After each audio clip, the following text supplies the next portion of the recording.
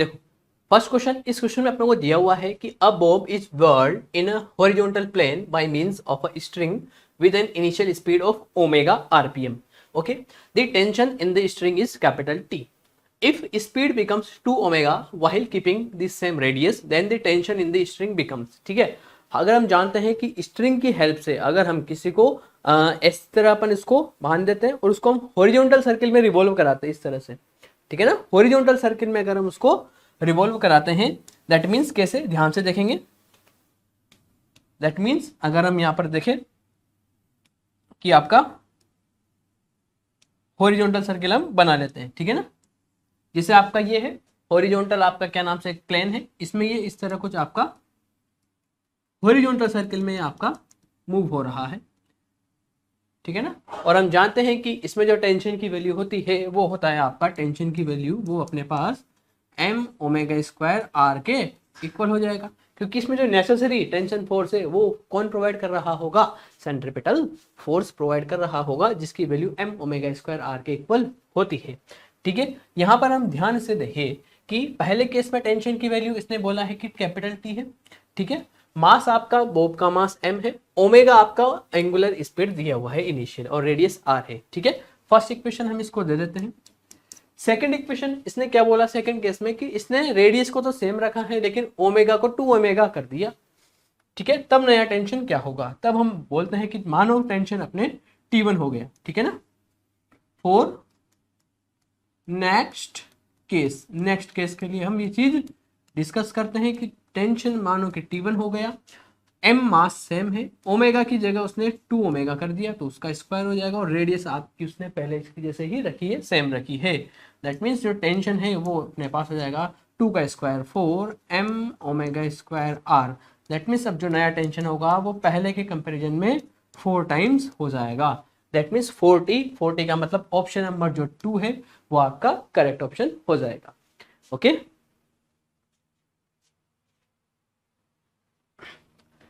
इस क्वेश्चन में आपको दिया हुआ है a particle moving with uniform speed in a circular path पे वो यूनिफॉर्म स्पीड से मूव कर रहा है, और हम ध्यान से देखें अगर वो सर्किल में मूव कर रहा है, ठीक है, तो अगर हम यहाँ पर बनाए उसको देखें, ठीक है, ये अगर सर्किल में आपका मूव कर रहा है तो अगर हम यहाँ ध्यान से देखें कि इसकी जो डायरेक्शन है वो तो हर टाइम पे चेंज हो रही है, इसका मतलब हम देखें कि मैग्नीट्यूड ऑफ वेलोसिटी मतलब स्पीड कैसी है, कांस्टेंट है, लेकिन डायरेक्शन चेंज हो रही है, तो हम लिख सकते हैं कि जो वेलोसिटी है वो कैसी है, नॉट कांस्टेंट नहीं है, मतलब वेरिएबल है।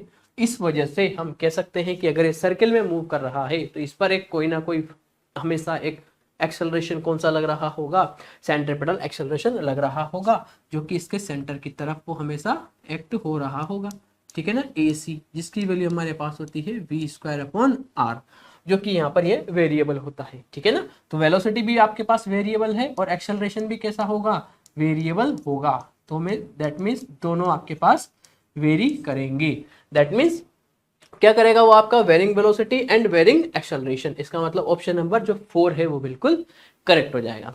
ओके, इसमें देखें आपको एक लॉजिक सर्किट आपको दिया हुआ है, आउटपुट आपको दे रखा है, तो इसके अकॉर्डिंग कौन सा ट्रूथ टेबल हम यहाँ पर मेंशन कर सकते हैं, आउटपुट y a और b के टर्म में, ठीक है ना। चलो इसको हम ऑप्शन से ही करते हैं, ठीक है। चलो पहले हम ध्यान से देखिए कि यहाँ 0 0 1 है, तो यहाँ पर 0 1 0 है, 1 0 1 है, 1 1 0 है। अगर आप इसको और ध्यान से देखोगे कि यहाँ पर b का ही तो इन्वर्ट हो रहा है y में, 0 का 1 1 का 0 0 का 1 1 का 0, इसका मतलब हम लिख सकते हैं कि जो आउटपुट y है वो b का कैसा है, इनवर्स है, दैट मीन्स b बार हो गया, b बार हो गया, दैट मीन्स ऑप्शन नंबर 3 जो है वो बिल्कुल करेक्ट हो जाएगा, ठीक है।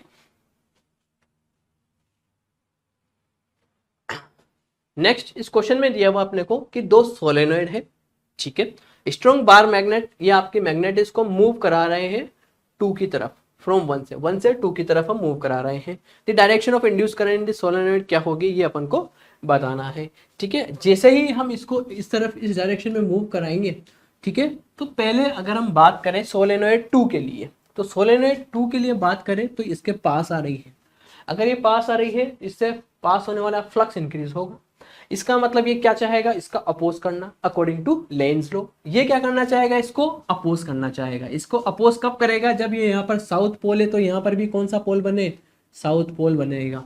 अगर यहाँ पर साउथ पोल क्रिएट होगा तो अगर हम ध्यान से देखें कि यहाँ पर साउथ पोल है, दैट मीन्स इस वाली जो सोलेनोइड है इसमें जो वाइंडिंग्स है इसमें आपकी जो करंट है वो क्लॉकवाइज डायरेक्शन में फ्लो करनी चाहिए। आप ऑब्जर्वर यहाँ पे हो, ये आपकी इधर है, क्लॉकवाइज डायरेक्शन में अगर आपकी करंट फ्लो होगी तो आप हम ध्यान से देखेंगे कि जो नीचे की तरफ आपकी डायरेक्शन दिख रही है, ठीक है ना। करंट की डायरेक्शन आपको कहां से दिखेगी, डी से सी की तरफ, बिल्कुल सही बात, ठीक है ना। अगर आप इधर से देखोगे तो ऑब्जर्वर से इस तरह से, दैट मीन्स इस तरह इसमें डायरेक्शन होगी। इसका मतलब हम कह सकते हैं कि डी से सी की तरफ।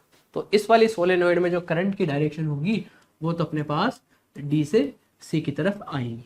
क्लियर। बात करते हैं फर्स्ट सोलेनोइड के लिए। इस सोलेनोइड में देखेंगे, इस सोलेनोइड से तो ये मैग्नेट दूर जा रही है, दूर जा रही है, तो लेंज लॉ के अकॉर्डिंग क्या होगा, लेंज लॉ के अकॉर्डिंग वो बोलेगा कि इसको अट्रैक्ट करना चाहेगा। अट्रैक्ट करना चाहेगा दैट मीन्स यहाँ पर नॉर्थ, अगर यहाँ पर क्या हो रहा है आपका नॉर्थ पोल है तो इसको अट्रैक्ट करने के लिए यहाँ पर साउथ पोल फॉर्म करना पड़ेगा।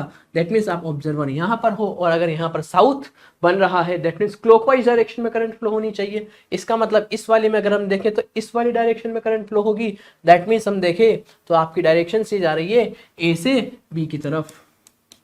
इसका मतलब इस तरह इसमें आपकी डायरेक्शन फ्लो होगी। इसका मतलब इस सोलेनोइड में जो करंट की डायरेक्शन है वो ए टू बी होगी।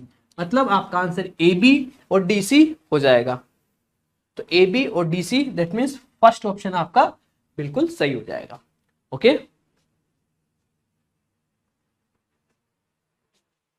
इस क्वेश्चन में देखिए क्या दिया हुआ है, दो स्टेटमेंट आपको दिए हुए हैं। पहला असर्शन दिया हुआ है potential at any axial point, ठीक है, 2 metre distance from the centre of a dipole, जिसका डाइपोल मोमेंट वेक्टर का मैग्नीट्यूड आपको दिया हुआ है, उसकी वैल्यू आपको दे रखी है। तो हम जानते हैं पोटेंशियल की वैल्यू, ठीक है ना। पोटेंशियल अगर हमें किसी डाइपोल पे एक्सिस पे अगर हमें उसकी पोटेंशियल की वैल्यू लिखना होता है, ठीक है, तो जो पोटेंशियल की वैल्यू निकल के आती है वो अपने पास आती है के पी अपॉन आर स्क्वायर, ठीक है ना। ये आपका पोटेंशियल की वैल्यू निकल के आती है। ठीक, हम 1 बाय 1 करके वैल्यू रखते हैं, ठीक है। के की वैल्यू 1/4πε0 9 10 की पावर 9 आपको दिया हुआ है, तो रखे 9 10 की पावर 9। डाइपोल मोमेंट का मैग्नीट्यूड कितना दिया हुआ है बच्चों, मैग्नीट्यूड आपको दिया हुआ है 4 × 10 की पावर -6। ये अपन ने पुट कर दिया के पी अपॉन आर स्क्वायर, ठीक है ना। आर स्क्वायर का मतलब डिस्टेंस कितनी दी हुई है, देखो ध्यान से, डिस्टेंस आपको 2 मीटर दी हुई है, तो 2 मीटर का मतलब 2 का स्क्वायर हो जाएगा, 2 का स्क्वायर 4 हो जाएगा, 4 से 4 कैंसिल आउट हो जाएगा, तो ये हो गया अपने पास 9 × 10 की पावर 3, ठीक है ना, 9 × 10 की पावर 3। और यही आपका आंसर है, यही आपका इस जो है वैल्यू आपको दे रखी है, दैट मीन्स ये आपका सही हो गया, ठीक है। अब चलते हैं रीजन पे। क्या पोटेंशियल हम इस ऐसे लिख सकते हैं, अगर हम ध्यान से देखें, अगर हम v को k को अगर हम लिखे 1/4πε0, ये p अपॉन आर स्क्वायर, ये एक्सप्रेशन आता है पोटेंशियल का, तो ये थोड़ी आता है, ठीक है ना। तो ये आपका रॉन्ग हो गया, इसका मतलब पोटेंशियल की वैल्यू ये नहीं होती है। इसका मतलब अरे असर्शन तो आपका सही हो गया बट आपका रीजन गलत हो गया। इसका मतलब A is true but reason is false. Third जो है ऑप्शन आपका बिल्कुल सही हो जाएगा। ओके,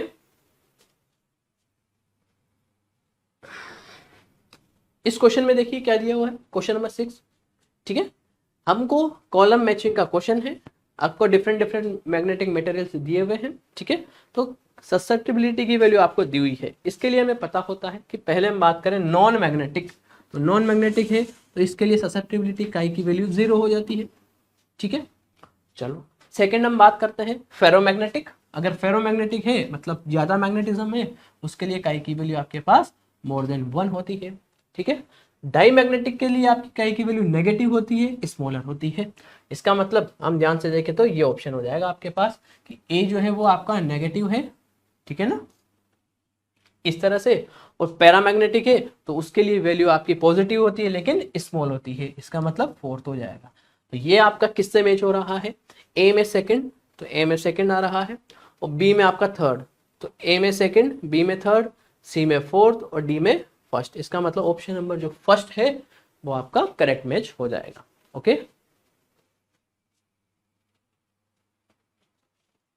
इसमें देखिए इस क्वेश्चन में क्या दिया हुआ है, in a uniform magnetic field की वैल्यू आपको दे रखी है। A magnetic needle performs 20 complete oscillations in 5 second. एक नीडल आपको सस्पेंड कर रखी है जो कि 20 रिवॉल्यूशंस और ऑक्सीलेशन कंप्लीट कर रही है 5 सेकंड में। मोमेंट ऑफ इनर्शिया आपको दे रखा है। मैग्नेटिक मोमेंट आपका दिया हुआ है x इंटू 10⁻⁻5 और आपसे x की वैल्यू यहाँ पर निकाल रहा है। दैट मीन्स अगर आपसे पूछा जाए कि ये 5 सेकंड में कितने ऑक्सीलेशन कर रहा है, 20 ऑक्सीलेशन, इसका मतलब हम लिख सकते हैं कि जो 20 ऑक्सीलेशन ये कर रहा है, ठीक है बच्चों, ये कितने में कर रहा है, 20 ऑक्सीलेशन कर रहा है ये 5 सेकंड में। इसका मतलब हम कहे कि 1 ऑक्सीलेशन में जो टाइम लगेगा वही आपका कितना हो जाएगा, टाइम पीरियड हो जाएगा। That means 5/20, that means 1/4 second, ये आपका टाइम पीरियड का वैल्यू आ गया। तो टाइम पीरियड का फॉर्मूला अपने को पता होता है, कैपिटल टी होता है अपने पास 2π√I/m/b, ठीक है ना। चलो 1 बाई 1 में यहाँ पर वैल्यू दे रखी है, पुट कर देते हैं, ठीक है। कैपिटल टी अपने पास 1/4 सेकेंड आ गया। 2π√I आपका मोमेंट ऑफ इनर्शिया की वैल्यू दे रखी है 9.8 10⁻⁻6। ओके, नेक्स्ट मैग्नेटिक फील्ड आपको दिया हुआ है 0.049, उसकी वैल्यू हम रख देते हैं। मैग्नेटिक मोमेंट हमको दिया हुआ है x 10⁻⁻5, 10⁻⁻5, ठीक है बच्चों। इसको हम सोल्व करके x की वैल्यू को निकाल देते हैं, ठीक है। चलो पहले इसको स्क्वायर कर देते हैं और हम इसको आगे सोल्व करेंगे। देखें तो अपने पास हो जाएगा ये 4 का स्क्वायर 16, इधर ये हो जाएगा 4π², ठीक है। इसको देखिए ध्यान से, अगर हम इसको सोल्व करते हैं तो 1 2 3 ये हो जाएगा अपने पास और ये आपके पास कैंसिल आउट हो जाएगा। 49 से जो 90 है तो 2 टाइम्स कैंसिल हो जाएगा, ठीक है। ऊपर अपने पास -6, इधर पावर 3 तो आपके पास -3 पावर बचेगी, डिवाइड बाय x अपने पास यहाँ बच रहा है, ठीक है। और 10⁻⁻4 यहाँ पर बचता है। ये एक्सप्रेशन अभी तक अपने पास निकल के आ रहा है। इसको हम सोल्व कर लेते हैं, x की वैल्यू को निकाल देते हैं, ठीक है। तो देखेंगे ये अपने पास हो जाएगा x की इक्वल टू 64π² के टर्म में अपने पास आंसर है। हम इसको सोल्व करने की जरूरत नहीं है। 64 अपने पास आ गया, 2 आ गया अपने पास, ठीक है। ये अपने पास ऊपर जाएगा, ठीक है ना। तो ये अपने पास कितना बन जाएगा फाइनली, देखें तो हम यहाँ पर देखें x की वैल्यू ध्यान से देखेंगे। आपको यहाँ पर दे रखा है ये x जो मैग्नेटिक मोमेंट का जो है वैल्यू मीटर स्क्वायर में, ठीक है ना। तो हम इसी के अकॉर्डिंग वैल्यू पुट करेंगे, ठीक है ना। चलो देखें फिर फाइनली अपने पास आ जाएगा, ये ऊपर चला जाएगा x की वैल्यू, ठीक है ना।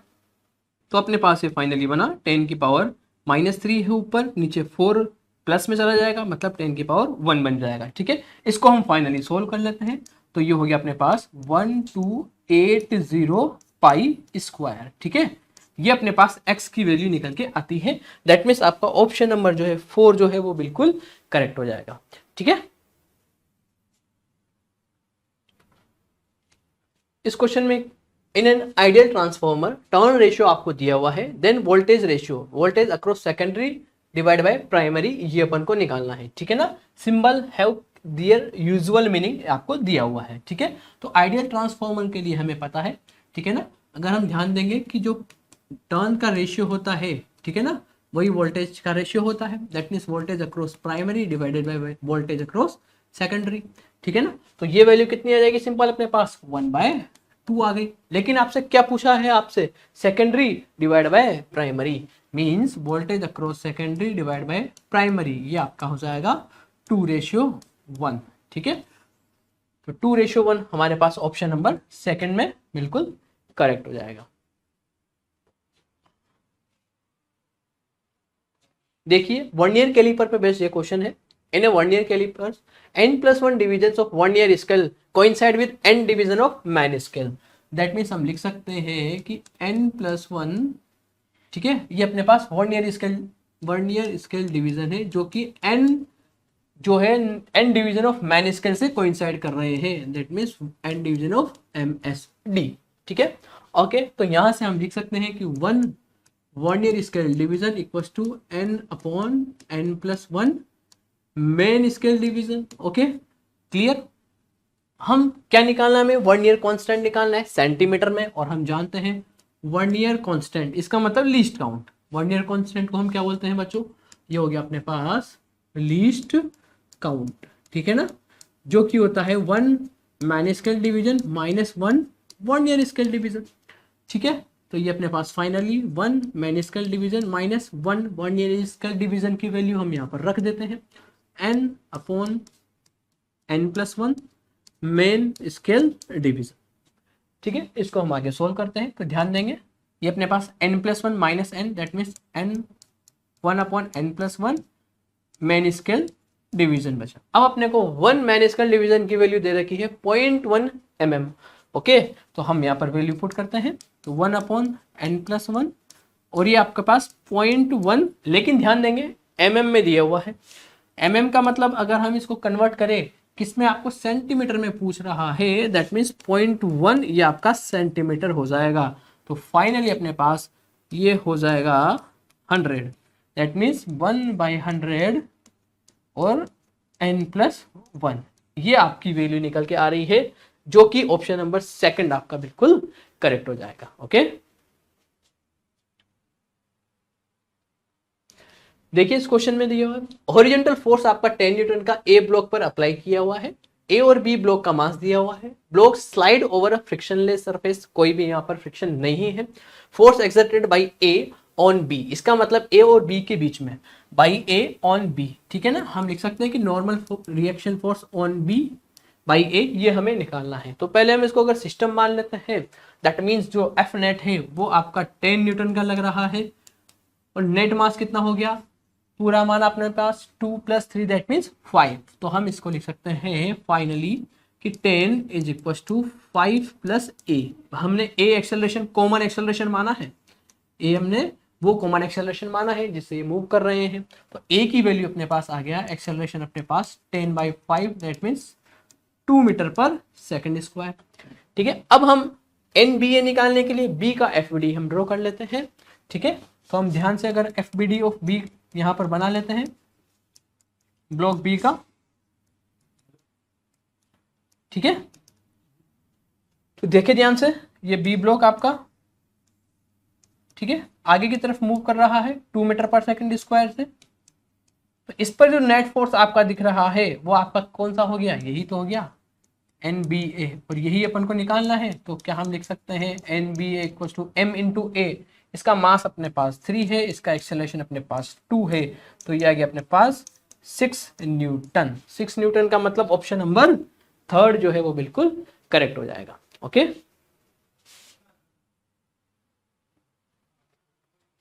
देखिए इस क्वेश्चन में SHM की इक्वेशन आपका जो पार्टिकल कर रहा है वो दी हुई है, एम्पलीट्यूड और टाइम पीरियड ऑफ मोशन अपन को निकालना है। तो गिवन इक्वेशन को हम कंपेयर कर सकते हैं स्टैंडर्ड इक्वेशन से, जो कि होती है अपने पास y = a sin ωt + y। ठीक है, और अपन को क्या दिया हुआ है, सिंपल यहाँ पर देखें, हमको दिया हुआ है x = 5 sin ओमेगा की जगह अपने पास पाई दिया हुआ है, तो हम पाई t + π/3 पुट कर देते हैं। तो एम्पलीट्यूड अपने पास आ गया बच्चों 5 metre.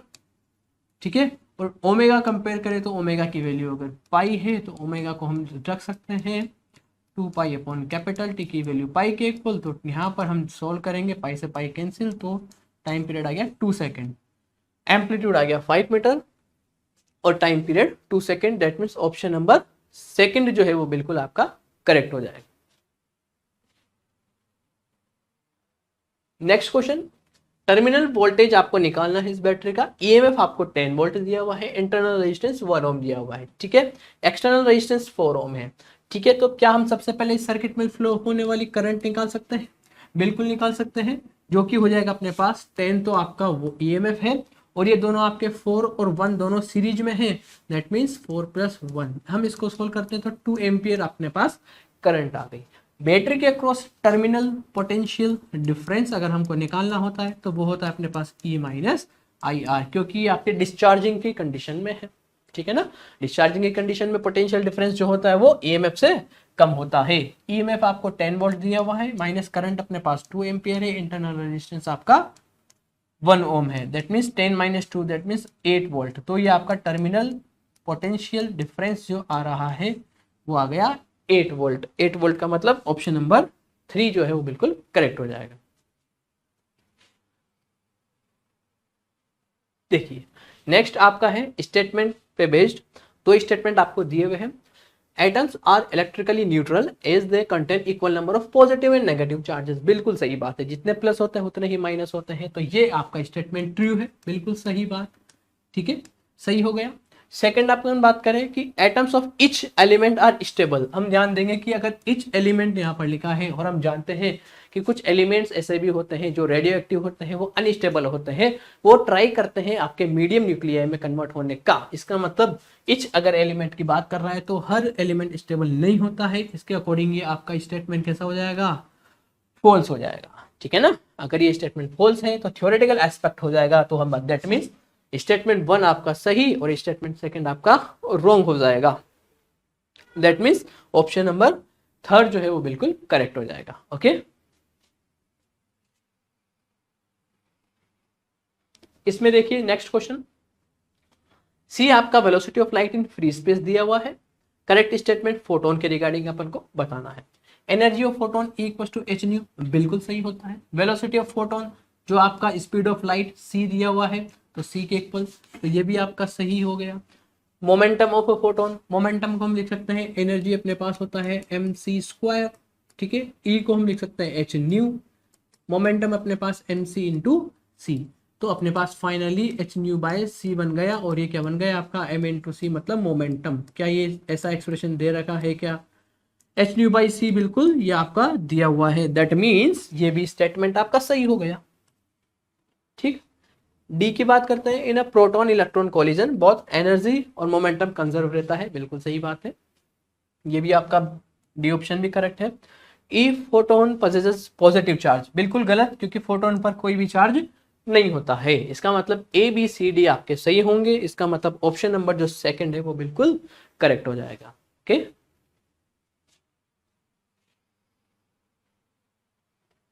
Next match the list column matching वाला क्वेश्चन है आपका। Spectral lines of hydrogen for transitions, आपकी डिफरेंट स्टेबल स्टेट्स से वो आपका ट्रांजिशंस कर रहा है, उसके अकॉर्डिंग वेवलेंथ आपको दी हुई है। इसके लिए अपने पास फॉर्मूला होता है जो कि हमें पता है, ये होता है 1/n1 का होल स्क्वायर माइनस n2 का होल स्क्वायर, ठीक है। अब ध्यान से देखें कि यहाँ पर n1 सब में फिक्स है 2, ये वाली कंडीशन सब में चेंज हो रही है। अगर हम 2 की वैल्यू को अगर हम ध्यान से देखें, n2 की वैल्यू अगर जैसे जैसे बढ़ रही है तो 1/n2 का स्क्वायर, इसकी वैल्यू क्या होगी, डिक्रीज होगी। अगर इसकी वैल्यू डिक्रीज होगी तो ये कम हो रहा है, तो 1/λ की वैल्यू क्या होगी, इंक्रीज होगी। 1/λ की वैल्यू इंक्रीज होगी, दैट मीन्स लैम्बडा की वैल्यू डिक्रीज होगी। कहने का मतलब अगर n2 की वैल्यू बढ़ रही होगी तो लैम्बडा आपका कम हो रहा होगा। इसका मतलब हम ध्यान से देखें कि यहाँ पर 3, 4, 5, 6 जैसे जैसे n2 बढ़ रहा है तो लैम्बडा आपका कम हो रहा होगा। सबसे ज्यादा लैम्बडा आपके यहाँ पर है, उसके बाद वेवलेंथ आपका यहाँ पर है, फिर यहाँ पर है, फिर यहाँ पर है। इसका मतलब तो ये हो गया कि फाइनल रिजल्ट तो यही है कि जो n2 की वैल्यू जो है वो लैम्बडा के तो इनवर्स प्रोपोर्शनल आ रही है। ओवरऑल कंक्लूजन से तो यही देखने को मिलता है। तो जैसे जैसे n2 बढ़ रहा है लैम्बडा कम होगा, ठीक है। तो मतलब सबसे ज्यादा किस में होना चाहिए, इसमें होना चाहिए, और वैल्यू आपके पास ये आनी चाहिए। तो मतलब ए को थर्ड से मिलना चाहिए। ए थर्ड आपके किस ऑप्शन में दे रखा है, सेकंड ऑप्शन में, बस यही आपका सही हो जाएगा। बी की बात करें, बी में नेक्स्ट थर्ड के लिए नेक्स्ट वैल्यू अपने पास ये, और फोर्थ के लिए वो वाली वैल्यू अपने पास हो जाएगी। इसका मतलब ऑप्शन नंबर जो सेकंड है वो बिल्कुल करेक्ट हो गया। देखिए next question, a tightly bound 100 turns coil of radius 110 centimetre, current आपको 7 एम्पियर दी हुई है। Magnitude of magnetic field at the centre of the coil. Simple अपने पास फॉर्मूला होता है कि किसी भी कॉइल के सेंटर पे जो मैग्नेटिक फील्ड होता है वो अपने पास mu naught N I upon 2r, ये अपने पास फॉर्मूला होता है। ठीक है, तो म्यू नॉट की value permeability of free space अपने को दिया हुआ है बच्चों 4 पाई 10 की पावर -7। नंबर ऑफ टर्न अपने पास 100 है। करंट कितना फ्लो हो रहा है 7 एम्पियर है अपॉन 2। रेडियस आपको 10 सेंटीमीटर है, तो इसको जरूर से जरूर मीटर में कन्वर्ट कर लेना है। ठीक है, अब इसको हम आगे सॉल्व कर लेते हैं। 2 से 2 टाइम्स कैंसिल हो जाएगा, तो 2 और पाई को हम लिख सकते हैं 22/7। ऊपर अपने पास -5 बच जाएगा, ये 7 अपने पास आया, नीचे अपने पास 10 की पावर -1 बचेगा। ठीक है, 7 से 7 कैंसिल, तो 44 अपने पास हो गया। 44 10 की पावर -4। ऑप्शंस में अपने को मिली टेस्ला के टर्म में भी दिया हुआ है, तो हम इसको 4.4 मिली टेस्ला भी लिख सकते हैं। ठीक है, इसका मतलब 4.4 मिली टेस्ला, यही आपका क्या हो जाएगा, करेक्ट ऑप्शन हो जाएगा। That means option number 3 will be correct option. ठीक है, देखिए next question. The output y of a given logic gate is similar to output. किसके सिमिलर हम लिख सकते हैं। ठीक है, देखो बच्चों, ये आपका नैंड गेट है, दोनों में आपको शॉर्ट किया हुआ है। दैट मीन्स इसका जो आउटपुट मिलेगा ये अपने को मिलेगा ए बार। यहां पर ध्यान से देंगे, इसका आउटपुट अपने को पास, ये अपने पास कौन सा गेट है, ये अपने पास और गेट था, और इसके आगे आपका इन्वर्ट लगा हुआ है। दैट मीन्स अपने पास इसका आउटपुट बी बार मिल गया। ठीक है, ओके, ये अपने पास आगे और गेट आता है। ठीक है, और इसके आगे इन्वर्ट लगा है, दैट मीन्स नोर गेट हो जाएगा। तो ये अपने पास हो जाएगा सिंपल यहाँ पर आउटपुट ए बार, ठीक है, और प्लस बी बार, और इसका पूरे का इन्वर्ट। ठीक है, और डी मॉर्गन थ्योरम अपने को पढ़ा होता है कि जो डॉट है वो, जो प्लस है वो तो डॉट में कन्वर्ट हो जाएगा, और ये बार दोनों पर डिवाइड हो जाएगा। तो ए बार का बार और बी बार का बार, इसका मतलब फाइनली ए बार उसका भी बार, तो ए बन जाएगा, इसी तरह बी बन जाएगा, और ए डॉट बी, तो ए डॉट बी, ये एक्सप्रेशन किसका आता है अपने पास, ये अपने पास आता है एंड गेट का। ठीक है ना, इसका मतलब ऑप्शन नंबर 4 जो है वो बिल्कुल करेक्ट हो जाएगा। Next question. Wire of length L resistance 100 ohm divided into 10 equal parts. The first 5 parts are connected in series and next 5 parts connected in parallel. Two combination are again connected in series. Equivalent क्या होगा। ठीक है, पहले 5 को किस में connect किया है, सीरीज में। और ध्यान देंगे, जब हम उसका लेंथ पहले 100 ओम था और 10 इक्वल पार्ट में हम डिवाइड कर रहे हैं, तो जो इच पार्ट, तो 1 इच पार्ट का जो आपका रेजिस्टेंस होगा, 1 इच पार्ट का जो रेजिस्टेंस हो जाएगा वो कितना हो जाएगा बच्चों, वो हो जाएगा अपने पास 100। तो पूरा था 10 पार्ट में डिवाइड किया, मतलब 10 ओम। तो हर एक पार्ट का पहले 10 ओम रेजिस्टेंस हो गया। पहले 5 पार्ट को आपने किस में कनेक्ट किया, सीरीज में। इस तरह आपने उनको पहले 5 पार्ट को सीरीज में कर दिया, ये 10 10 10 10 10।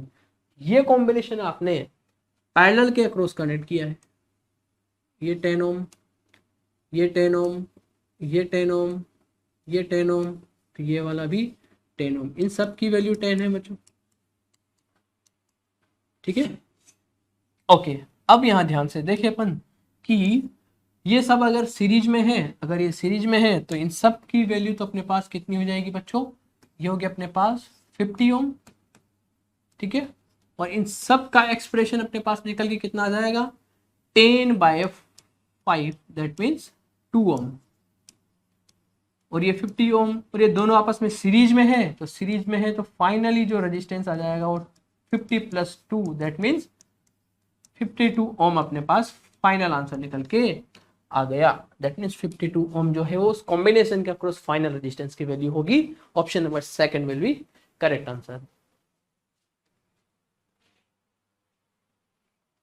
नेक्स्ट देखेंगे, in the nuclear emission stated above the mass number and atomic number of the product Q क्या होगा। ध्यान से देखेंगे कि यहाँ पर पहले अपने पास अल्फा डीके हो रहा है, तो अपने पास जो प्रोडक्ट बनेगा वो 82 है, तो अल्फा डीके का मतलब -2He4 होगा।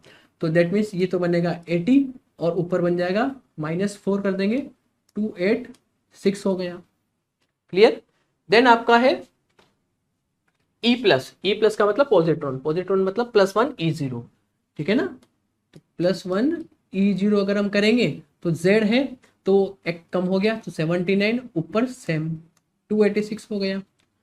फिर अपने पास है बीटा माइनस मतलब -1 E0, इसका मतलब ये क्या हो जाएगा, एक ऐड हो जाएगा तो 79 से एक 80 हो जाएगा, ऊपर same 286। Again beta minus that means again -1 E0 आपका निकल रहा है तो एक +1 हो जाएगा तो 80 से 81 हो जाएगा और ऊपर सेम हो जाएगा। इसका मतलब जो आपका मास नंबर है और एटॉमिक नंबर, तो मास नंबर आपका 286 आ गया और एटॉमिक नंबर आपका 81 आ गया।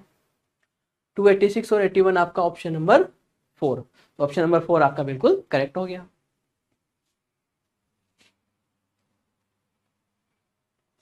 नेक्स्ट क्वेश्चन देखिए, maximum elongation of steel wire of 1 mm length, elastic limit of steel and young modulus दोनों आपको दिया हुआ है।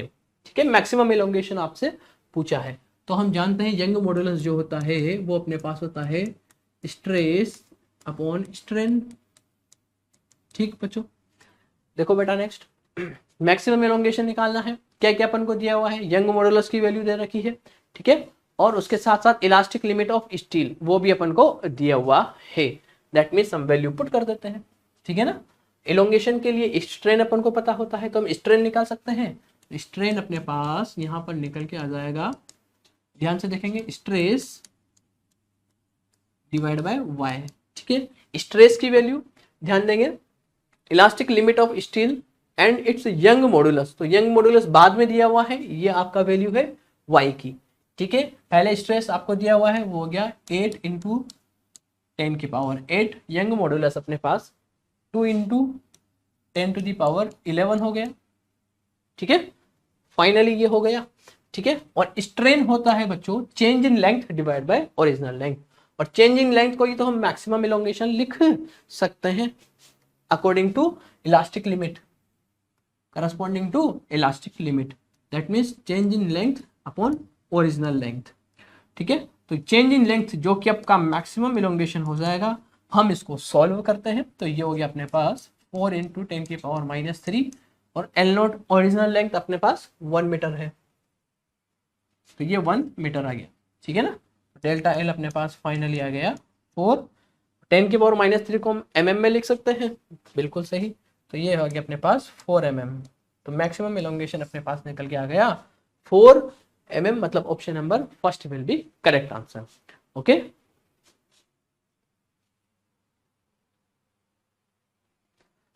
Next question, in the monochromatic source in the Young's modulus Young's double slit experiment, ठीक है, replaced by white light. Generally अपने पास जो मोनोक्रोमेटिक लाइट होती है YDAC में, अगर हम मोनोक्रोमेटिक लाइट को रिप्लेस करके व्हाइट लाइट को अगर हम यूज करते हैं तो थ्योरेटिकली हम जानते हैं कि जो सेंट्रल फ्रिंज जो होती है वो आपकी पूरी व्हाइट ब्राइट होती है और उसके आसपास अपने पास डिफरेंट फ्यू कलर्स की फ्रिंज अपने को देखने को मिलती है। ठीक है, ये अपने को थ्योरेटिकली एस्पेक्ट से पता होता है। ठीक है, ये देखो, ये जो सेंट्रल होती है ये आपके पास सेंट्रल व्हाइट फ्रिंज होती है, ब्राइट होती है। ठीक है ना, सेंट्रल व्हाइट होती है। ठीक है, और अदर जो फ्रिंजेस होती है वो कुछ कलर की अपने को दिखाई देती है। इसका मतलब ये हो गया there will be central dark fringe surrounded by a few coloured fringes. Fringe pattern disappear, ये फर्स्ट ऑप्शन गलत हो गया। There will be a central bright fringe white fringe surrounded by a few, there will be a central bright white fringe surrounded by a few coloured fringes, ये आपका बिल्कुल सही हो जाएगा। ठीक है, all bright fringe will be equal of width, ये गलत हो गया। इसका मतलब ऑप्शन नंबर जो थर्ड है वो बिल्कुल करेक्ट हो जाएगा। ओके,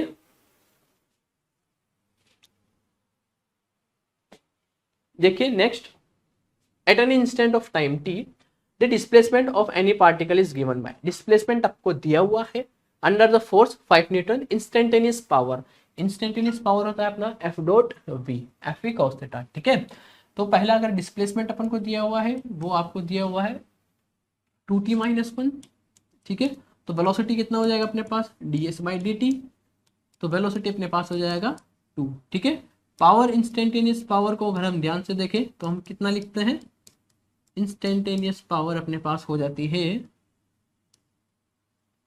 वो होती है बच्चों अपने पास P इंस्टेंटेनियस, ठीक है, वो होता है अपने पास F V F dot P, ठीक है ना। तो फोर्स कितना है बच्चों, फोर्स की वैल्यू अपने पास 5 न्यूटन, वेलोसिटी अपने पास कितनी आ गई 2, तो ये हो गया अपने पास 5 इंटू 2 दैट मीन्स 10, ठीक है। एसआई यूनिट में आपको दिया हुआ है तो एसआई यूनिट अपन यूज कर रहे हैं तो 10 यूनिट आपका आंसर हो जाएगा, मतलब option number first will be correct answer. Next question देखिए, कंसिडर द फॉलोइंग स्टेटमेंट, ए और बी आपको दो स्टेटमेंट दिए हुए हैं, ठीक है। स्टेटमेंट ए में आपको बोला है solar cell IV characteristics lies in the fourth quadrant of the given graph.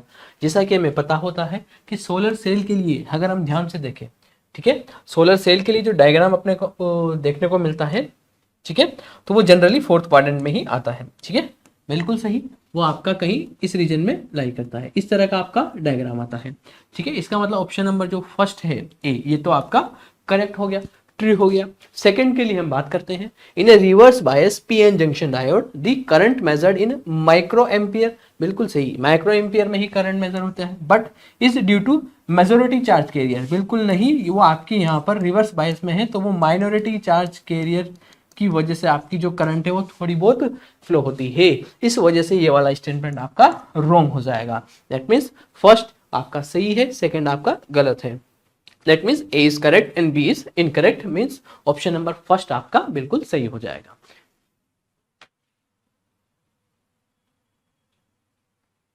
Next, इस क्वेश्चन में आपको दिया हुआ है two bodies A and B of same mass undergoes completely inelastic one dimensional collision. The body A moves with velocity v1 while B is at rest before collision. That means हम यहाँ पर simple देखें कि एक body B A है, ये आपकी v1 speed से मूव कर रही है, B जो है वो आपकी पहले कैसी है, रेस्ट पे है, ठीक है। इसका मतलब u1 की वैल्यू अपने पास v1 है और u2 की वैल्यू अपने पास 0 है, ठीक है, क्लियर, इसमें कोई दिक्कत वाली बात नहीं है, जैसा उसने दे रखा है वैसा वैसा अपन ने लिख दिया, ठीक है।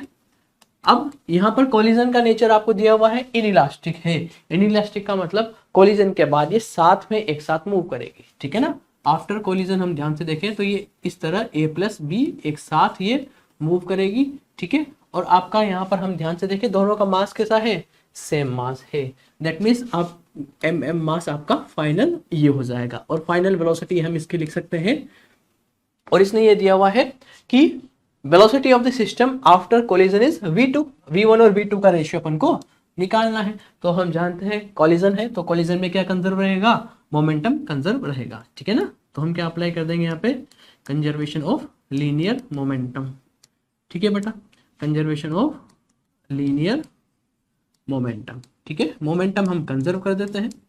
इनिशियल हम बात करें तो इसका मास आपके पास m है, इसकी वेलोसिटी v1 है, प्लस ये आपका रेस्ट पे है तो ये 0 हो गया, फाइनल आपका मास 2m हो गया, ठीक है ना, और वेलोसिटी आपकी v2 हो गई। क्या निकालना था बच्चों, v1 अपॉन v2 निकालना था, तो ध्यान से देखें m से m कैंसिल हो जाएगा, तो v1 अपॉन v2 की वैल्यू अपने पास 2/1 आ रही है, बिल्कुल सही, m से m कैंसिल आउट हो जाएगा, 2/1, 2/1 का मतलब ऑप्शन नंबर सेकंड बिल्कुल करेक्ट हो जाएगा। ओके,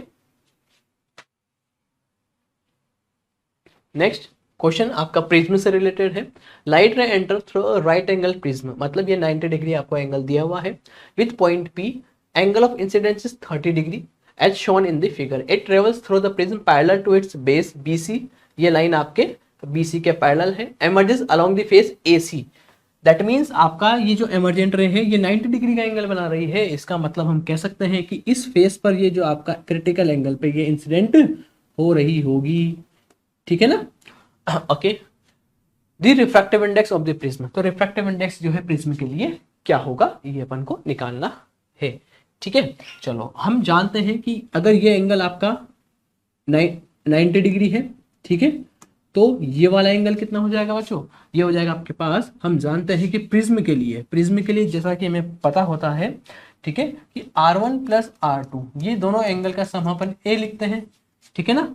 हम अगर इसको A की वैल्यू अपने पास ये हो गई, R1 की वैल्यू ये है और R2 की वैल्यू ये है, तो यहां से हमारे पास R1 बराबर हो जाएगा A minus R2, that means 90, और R2 की वैल्यू IC, तो ये अपने पास R1 की वैल्यू आ गई, ठीक है ना।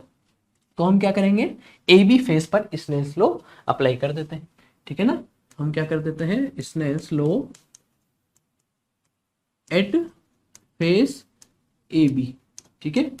बाहर एयर है तो 1 साइन एंगल ऑफ इंसिडेंस कितना दे रखा है बेटा, 30 डिग्री, और 30 डिग्री हमने लिखा इक्वल्स टू, फिर हम यहाँ पर ध्यान से देखें प्रिज्म का रिफ्रैक्टिव इंडेक्स ही अपन को निकालना है, जो कि अपन म्यू मान लेते हैं, ठीक है। तो अपन लिखेंगे म्यू और एंगल साइन R1, और R1 की वैल्यू अपने पास 90 माइनस IC आ गई, ठीक है। इसको हम सोल्व करते हैं, साइन 30 1/2 हो गया, म्यू और साइन 90 माइनस थीटा तो आपका कॉस हो गया, तो कॉस IC ये अपनी फर्स्ट इक्वेशन आ गई, ठीक है। और जैसा कि हमें पता होता है कि यहाँ पर ध्यान से देखें कि अगर हम इस सरफेस पर बात करें, AC सरफेस पे अगर हम स्नेल्स लॉ लगाएंगे तो वो हो जाएगा अपने पास mu sine IC that will be equal to 1 sine 90, that means sine IC की वैल्यू जो है वो अपने पास 1/म्यू निकल के आ जाएगी, ठीक है ना, 1/म्यू निकल के आ जाएगी।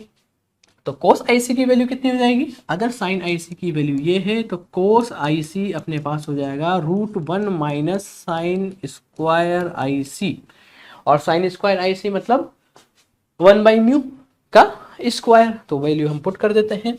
तो cos IC जो है बच्चों वो अपने पास आ जाएगा 1 माइनस इसका square, that means 1 minus mu square, ठीक है। ये वैल्यू हम यहाँ पर पुट कर देते हैं, ठीक है ना। तो हम लिखते हैं नेक्स्ट फ्रॉम फर्स्ट इक्वेशन, ठीक है ना, फ्रॉम इक्वेशन फर्स्ट, ठीक। इक्वेशन फर्स्ट से हम देखें तो 1/2 म्यू, ठीक है। cos IC की वैल्यू ये रही अपने पास रूट म्यू स्क्वायर -1, ठीक है। रूट में ही हम लिख देते हैं इसको, तो root mu square -1 divide by root mu square आएगा, तो म्यू से म्यू आपका कैंसिल आउट हो गया, स्क्वायर कर देते हैं तो ये हो जाएगा 1/4 equals to mu square -1, that means mu की वैल्यू जो है वो अपने पास हो जाएगी म्यू स्क्वायर अपने पास 1 + 1/4, ठीक है। और म्यू अपने पास आ गया finally √5/2, √5/2, that means option number जो सेकंड है वो बिल्कुल करेक्ट हो जाएगा, ओके। नेक्स्ट इस क्वेश्चन में आपको ग्राफ अपन को शो करना है, वेरिएशन 1/λ का स्क्वायर और काइनेटिक एनर्जी के बीच में। लैम्बडा आपका डी ब्रोगली वेवलेंथ होता है, जैसा कि हमें पता होता है कि लैम्बडा इक्वल टू होता है H/मोमेंटम, ठीक है। तो डी ब्रोगली वेवलेंथ लैम्बडा और मोमेंटम होता है अपने पास √2m काइनेटिक एनर्जी, ठीक है। काइनेटिक एनर्जी को आपने यहाँ पर E से लिखा है, तो ये हो गया अपने पास E, ठीक है। स्क्वायर कर देते हैं, y एक्सिस पे आपका 1/λ स्क्वायर है, दैट मीन्स लैम्बडा स्क्वायर अपने पास हो गया H²/2me, ठीक है। तो हम यहाँ पर देखें ध्यान से, हम इसको थोड़ा अरेंज कर देंगे, तो ये हो गया अपने पास 1/λ स्क्वायर, उल्टा कर देते हैं इसको, तो 1/λ स्क्वायर ये अपने पास हो गया 2m/h² इंटू E। यहाँ पर देखेंगे y एक्सिस पे अपने पास 1/λ स्क्वायर है, x एक्सिस पे E है, तो we will compare it with straight line equation y equals to m into x plus c की वैल्यू 0 है, तो ये y हो गया, ये x हो गया, और इसका स्लोप हो गया, मतलब स्ट्रेट लाइन आएगी जो कि passing through origin, that means option number 4 जो है वो आपका बिल्कुल करेक्ट हो जाएगा, ओके। नेक्स्ट आपको दिया हुआ है quantities which have the same dimensions as that of solid angle. Solid angle के लिए हमें पता होता है सॉलिड एंगल जो होता है ये डायमेंशन लेस होता है बच्चों, ठीक है। इसकी कोई भी डायमेंशन नहीं होती है, तो मतलब अपने को वो ऑप्शन देखना है जिनकी डायमेंशन नहीं होती है, ठीक है। पहला हम यहाँ पर देखें तो स्ट्रेन हमें पता होता है, स्ट्रेन कैसा होता है आपका डायमेंशन लेस होता है, क्योंकि स्ट्रेन क्या होता है आपका change in length upon original length, तो ये भी आपका डायमेंशन लेस हो गया। हम बात करें नेक्स्ट आर्क, तो आपकी आर्क को तो एंगल अपॉन रेडियस होता है, ठीक है। एंगल हम देखें यहाँ पर स्ट्रेन, ठीक है, स्ट्रेन के बाद एंगल, अगर हम एंगल देखें तो प्लेन एंगल जो होता है वो अपने पास हम लिख सकते हैं, ठीक है ना, arc upon radius, angle is equal to होता है अपने पास आर्क लेंथ अपॉन रेडियस, ठीक है। तो अगर हम यहाँ पर देखें तो आर्क जो होता है वो आपका मीटर में होता है, उसकी डायमेंशन एल हो जाती है, और रेडियस भी आपका लेंथ होता है, तो ये भी आपका क्या हो जाएगा, डायमेंशन लेस हो जाएगा। इसका मतलब हम लिख सकते हैं कि एक तो आपका डायमेंशन लेस, यहाँ पर क्या क्या आ गया, स्ट्रेन आ गया, और दूसरा एंगल आ गया। ठीक है, इसका मतलब कौन सा ऑप्शन हो गया अपने पास, स्ट्रेन और angle. That means option number जो फर्स्ट है वो बिल्कुल करेक्ट हो जाएगा। ओके,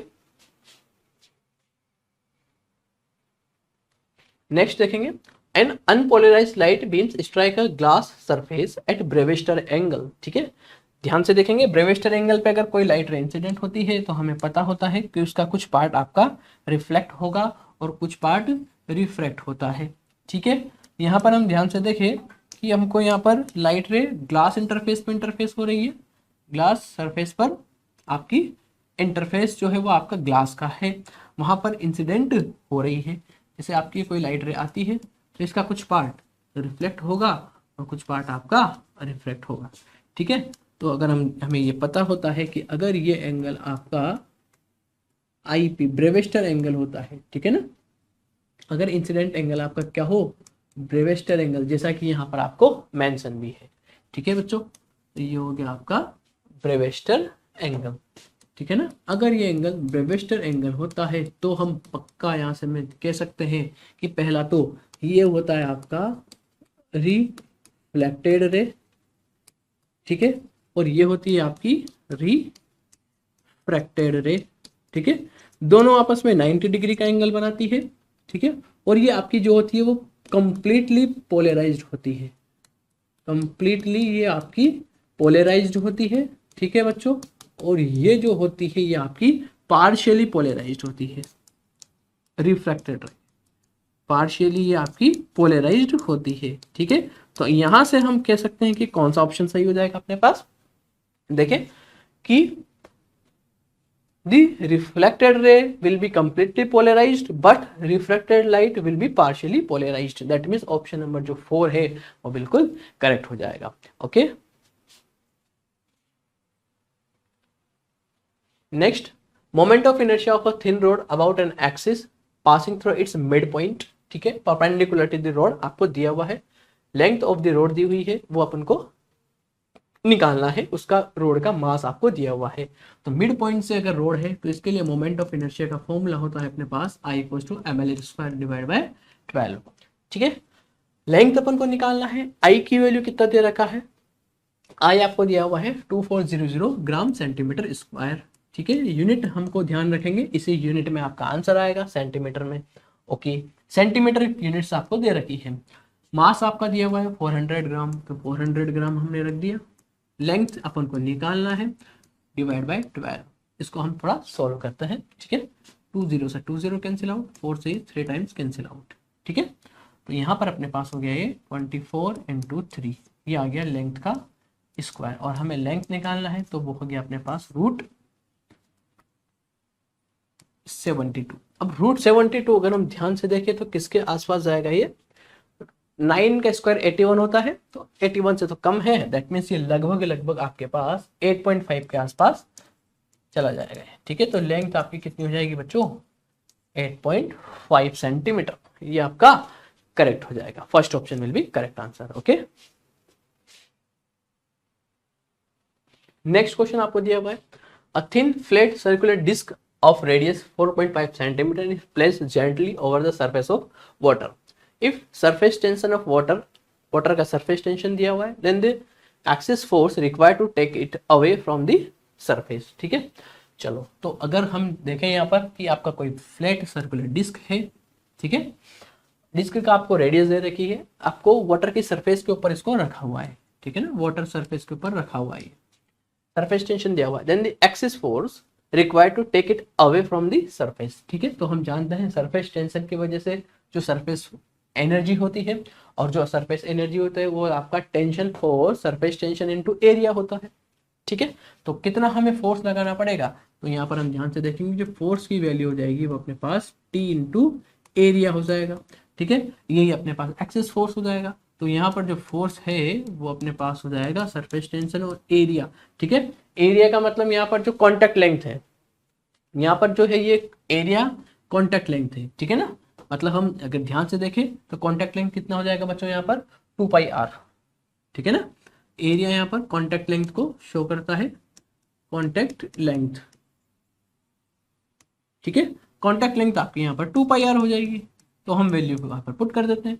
टेंशन फोर्स अपने को 0.07 दिया हुआ है, 2 पाई की वैल्यू 2/7 हमने रख दी, और रेडियस आपको कितनी दी हुई है डिस्क की 4.5 सेंटीमीटर, को हम मीटर में कन्वर्ट कर देते हैं। हैंड टू हैंड यूनिट का ध्यान रखेंगे, ठीक है। चलो हम इसको सोल्व करते हैं। ये हो गया 7/10, 7 से 7 कैंसिल आउट, ठीक है। और फाइनली ये अपने पास हो जाएगा 44 इंटू 4.5, ठीक है।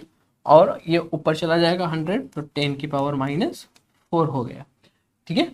इतना आ गया, ठीक है। इसको हम आगे और थोड़ा सोल्व करते हैं, ठीक है बच्चों। तो देखिए आगे, चलो देखिए इसको हम थोड़ा और सोल्व कर लेते हैं। तो ये अपने पास हो जाएगा, ठीक है। 44 है, तो 44 को हम लिख सकते हैं 11 इंटू 4, तो ये हो जाएगा अपने पास 180, ठीक है। और ये हो गया 10 की पावर -5, ठीक है।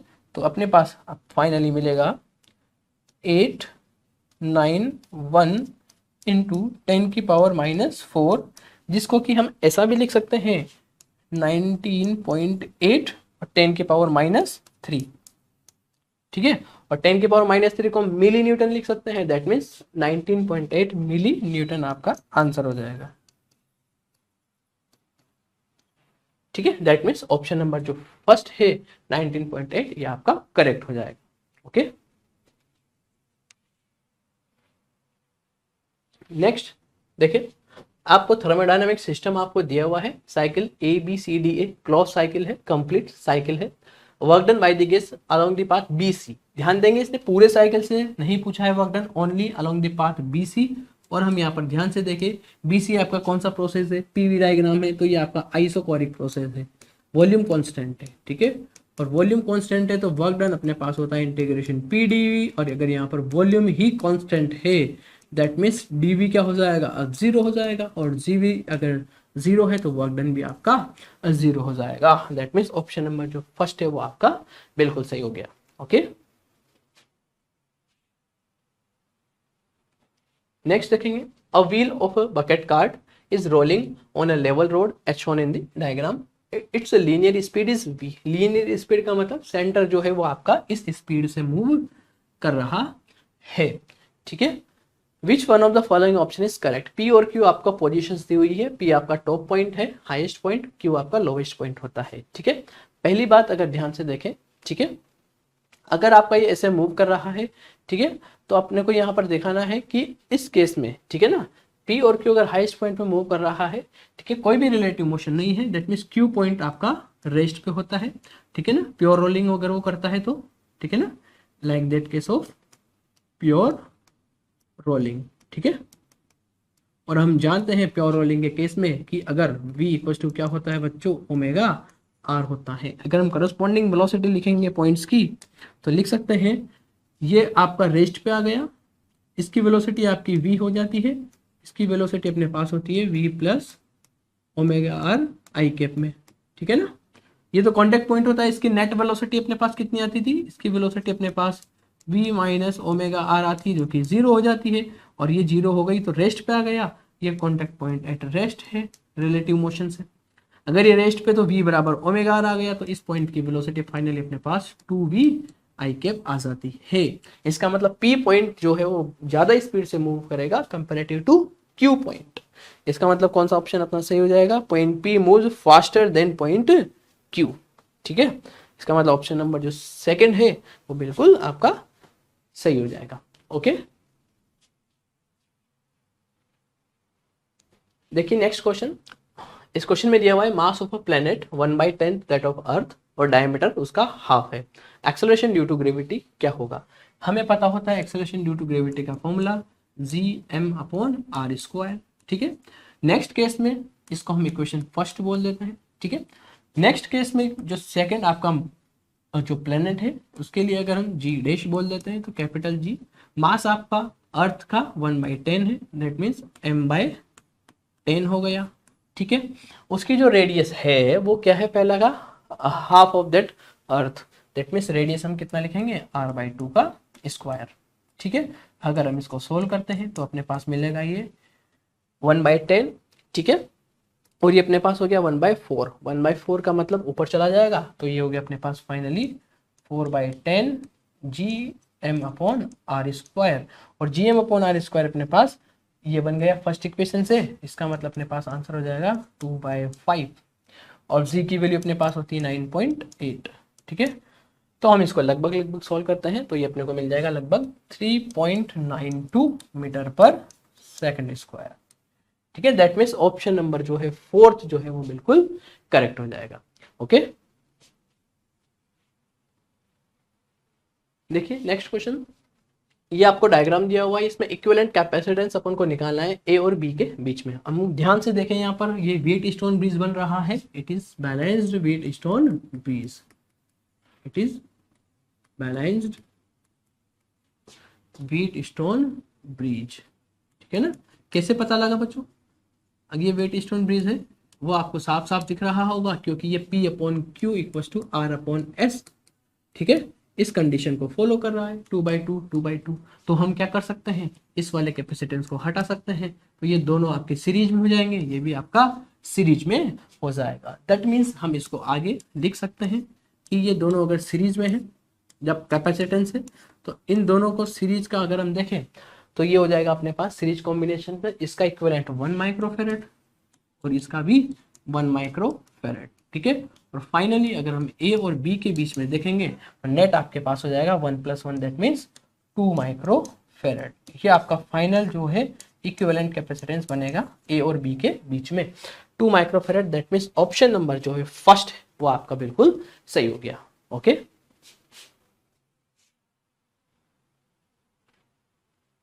okay, next question, a thin spherical shell is charged by some source. Okay, potential difference between the 2 points C and P shown in the diagram.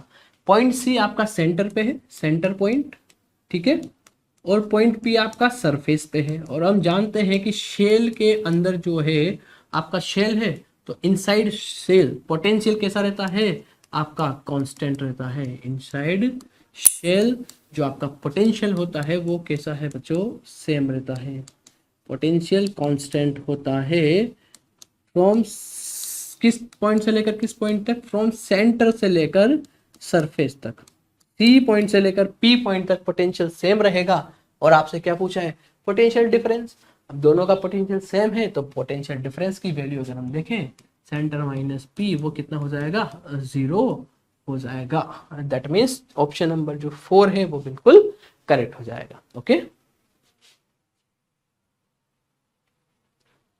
Next आपको वेलोसिटी टाइम ग्राफ आपको दे रखा है, एक्सेलरेशन टाइम ग्राफ अपन को बनाना है। ठीक है, यहां से कुछ टाइम के लिए आपका वेलोसिटी 0, तो कुछ टाइम के लिए एक्सेलरेशन भी 0 होगा।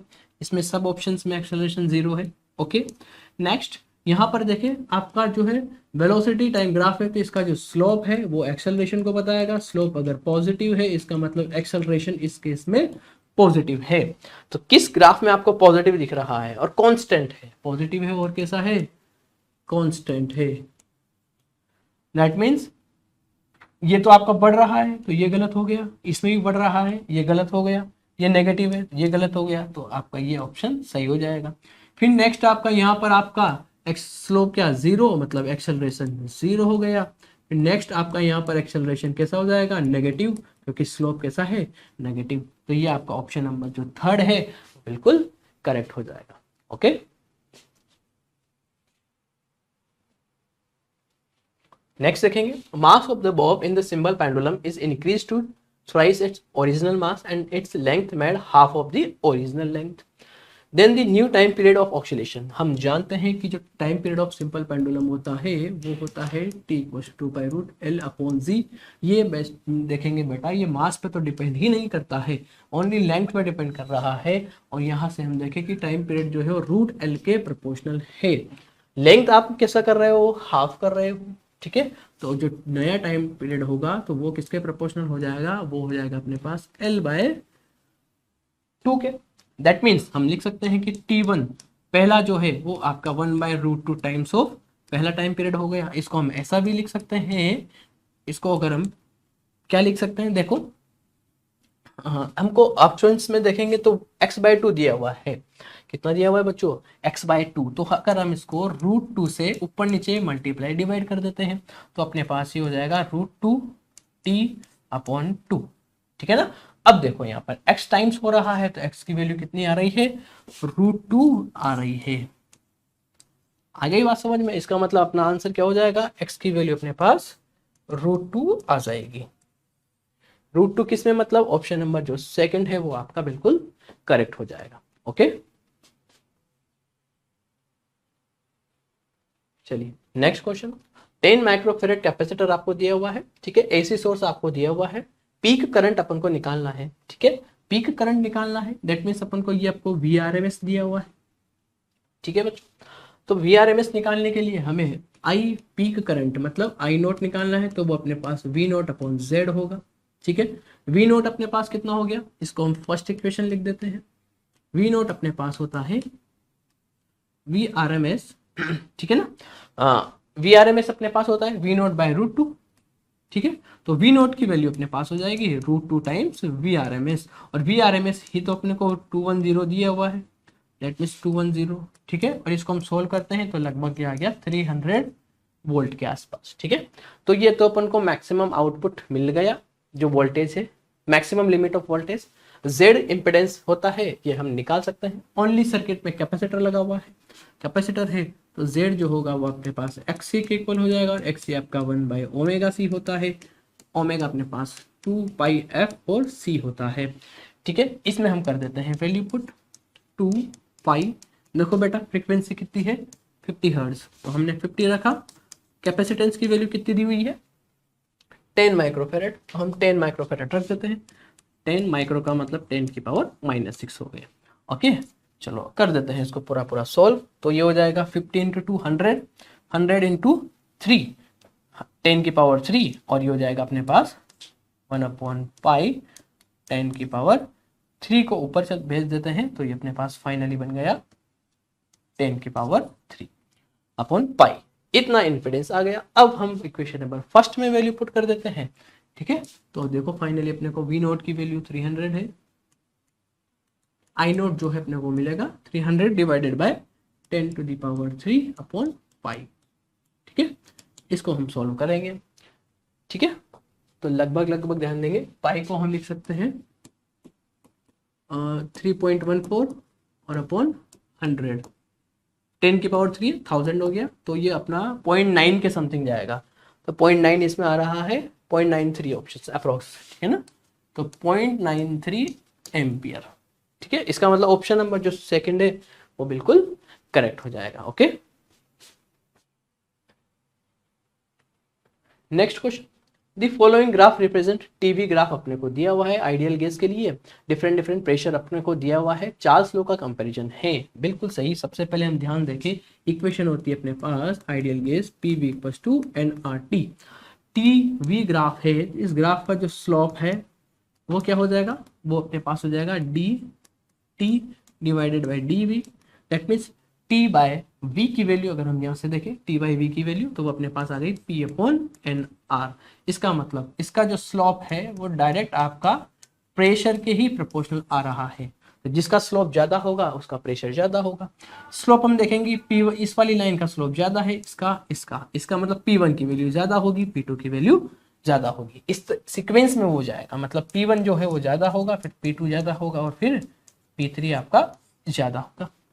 ठीक है, स्लोप के अकॉर्डिंग हम इसको देख लेंगे। इसका मतलब आपका ऑप्शन नंबर जो 4 है वो बिल्कुल सही हो जाएगा।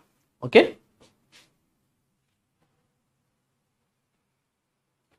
देखिए नेक्स्ट क्वेश्चन। आपका एक आयरन बार है, एक लेंथ L है, उसका मैग्नेटिक मोमेंट M दिया हुआ है। ठीक है, इसको आपने बेंड कर दिया मिडिल बीच में से। इट्स लेंथ जैसा कि उसको आप 2 arms make an angle of 60 degree with each other, तो आपको नया मैग्नेटिक मोमेंट आपको निकालना है। ठीक है, पहले लेंथ L है। ठीक है बच्चों, इसका आपका मैग्नेटिक मोमेंट M दिया हुआ है। इसको आपने बीच में से 2 इस तरह पार्ट में ब्रेक किया। ठीक है, एंगल आपका ये बीच का 60 डिग्री आपको दिया हुआ है। इक्वल पार्ट है L/2, ये लेंथ L/2, तो ये हम जानते हैं अगर इक्वल है तो इनके आमने सामने के एंगल भी इक्वल होंगे। ठीक है, तो ये वाले एंगल भी क्या होंगे, इक्वल। तो ये वाला एंगल इक्वल होंगे तो ये भी 60 डिग्री हो जाएगा और ये भी 60 डिग्री हो जाएगा। इसका मतलब ये ट्राइंगल किस शेप में बन रहा है, इक्विलैटरल ट्राइंगल बन रहा है। फॉर्म इक्विलैटरल ट्राइंगल, ठीक है। अगर ये इक्विलैटरल ट्राइंगल बना रहा है दैट मीन्स ये वाली जो साइड है, दोनों एंड्स की साइड, ये भी अपने पास कितनी हो जाएगी, L/2 हो जाएगी। अब जो नया जो मोमेंट होगा, न्यू मैग्नेटिक मोमेंट, ठीक है ना, अगर हम ध्यान से देखें,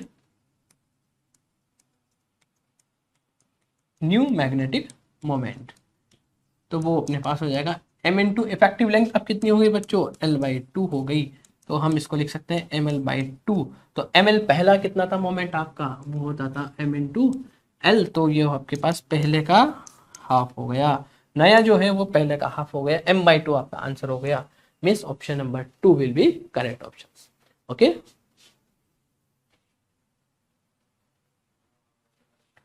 नेक्स्ट इस क्वेश्चन में देखेंगे, minimum energy required to launch a satellite of mass m from the surface of earth of mass capital M radius r in a circular orbit at an altitude 2r from the surface of the earth। ठीक है, that means हम इसको diagram से represent कर सकते हैं। देखिए कि आपका पहला एक ये कुछ आपका पहला आपको डायग्राम दिया हुआ है और दूसरा आपको दिया हुआ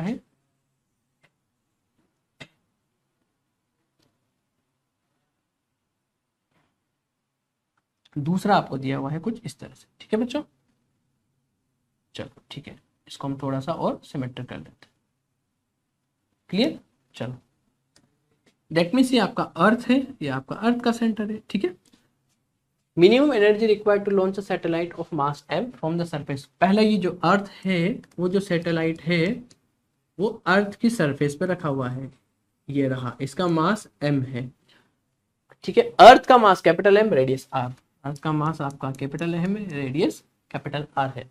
इसको आप कहाँ ले जा रहे हो, circular orbit of altitude 2r। Altitude 2r का मतलब यहाँ से अगर 2r है, इसका मतलब सेंटर से कितना हो जाएगा वो r + 2r, that means 3r हो गया। यहाँ पे आपको लेके जाना है उसको, ठीक है ना, और यहाँ पे जाकर के उसको अपन को रखना है।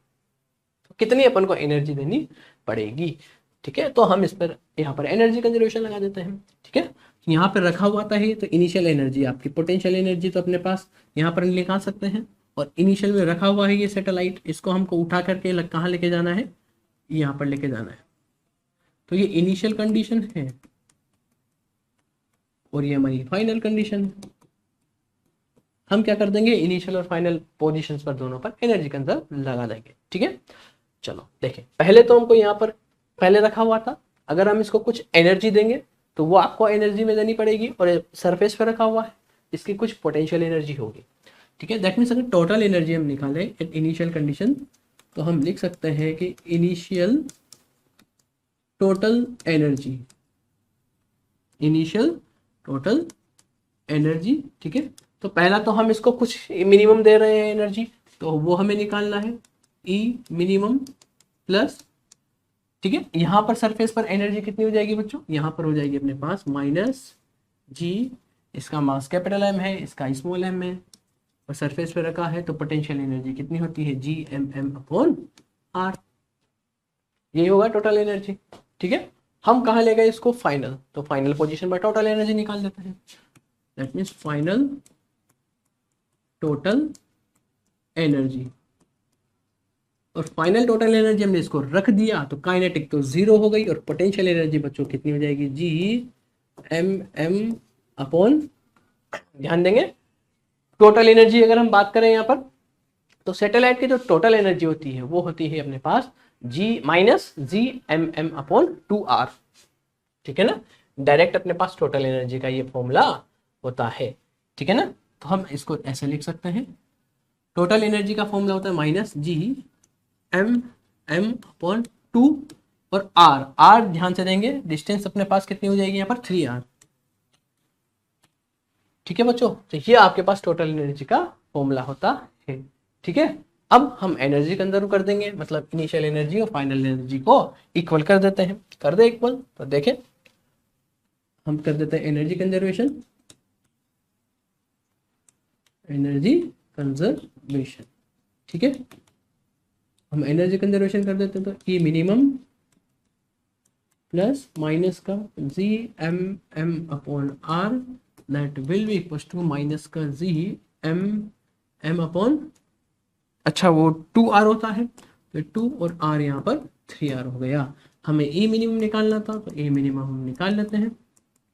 ये हो जाएगा अपने पास G M M upon R minus G M M upon 6r। ठीक है, इसको हम सोल्व करेंगे तो जो मिनिमम एनर्जी रिक्वायर्ड होगी वो अपने पास आ जाएगा 5/6 G M M upon R. इसका मतलब कौन सा ऑप्शन सही हो गया यहाँ पर हमारा, और 5/6 इट मीन्स फर्स्ट ऑप्शन जो है वो बिल्कुल करेक्ट हो जाएगा। ओके, ये आपका पूरा इसका कंप्लीट डिटेल सॉल्यूशन हो गया। ठीक है, चलते हैं नेक्स्ट क्वेश्चन पे। देखें इसमें a parallel plate capacitor is charged by connecting it to a battery through a resistor. If I is the current through the circuit, then the gap between the plates, उसके बीच में जो current है वो displacement current flow होगी, तो वो कैसे flow होगी। ये आपका कैपेसिटर है, ठीक है, इसको आपने कनेक्ट कर दिया बच्चों। एक तो आपका रेजिस्टेंस है और एक आपका बैटरी, ठीक है, ठीक, ओके। पैरेलल प्लेट कैपेसिटर है, ठीक है। देखो अगर हम जैसे इसको कनेक्ट करेंगे तो यहाँ पर जो करंट है वो अपनी कंडक्शन करंट फ्लो होती है, इनको पता होता है। ये आपकी कौन सी करंट फ्लो होती है, कंडक्शन के वजह से जो कंडक्शन करंट है, ठीक है।